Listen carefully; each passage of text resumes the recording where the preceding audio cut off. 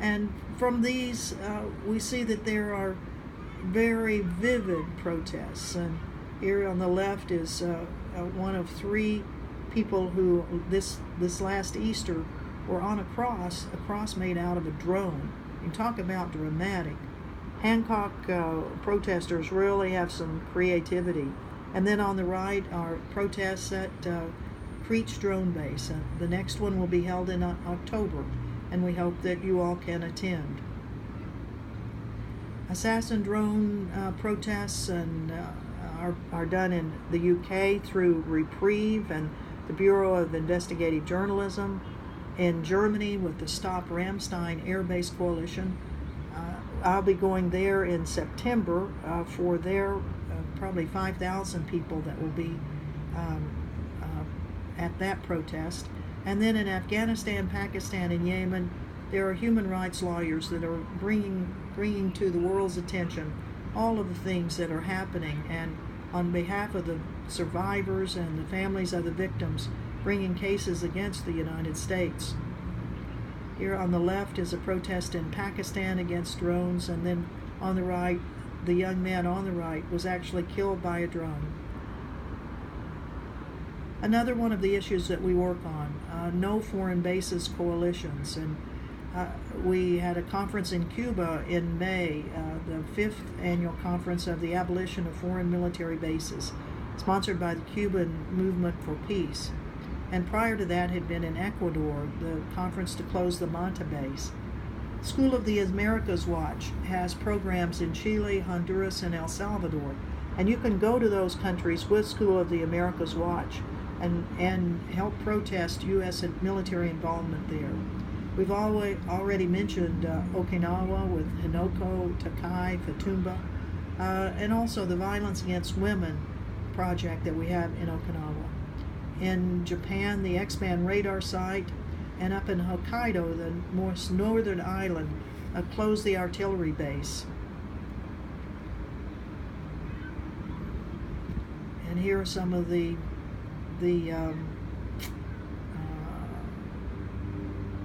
posters and banners that are used. No more bases, no more U.S. bases in Okinawa, U.S. bases out.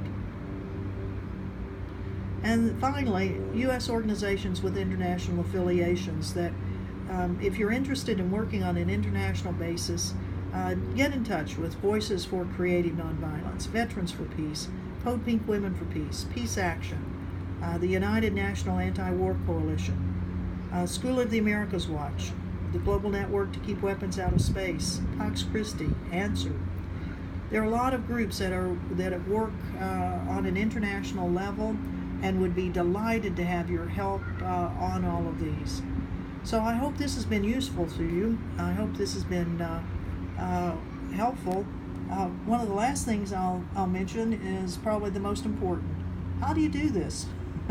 What are the problems? Are there challenges in working on an international basis? What about the language thing?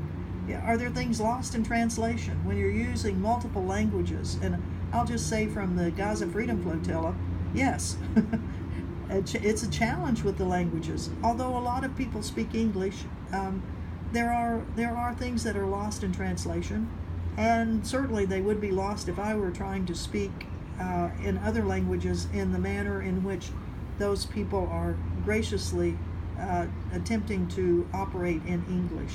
The cultural differences of how coalitions work, how you manage disputes, all of these are things that you need to keep in mind. The different political realities that each national campaign brings to an international project. But the bottom line is that the tie that overcomes all differences is that we have a commitment to whatever it is the issue we're working on, whether it's on stopping assassin drones, whether it's Palestinian solidarity, whatever it is. We can work together because we want the world to be a better place, and these issues are so important that we work on. So with that, I will end. I wish you the very best of everything today. I hope your discussions are good, and oh yay, look at that.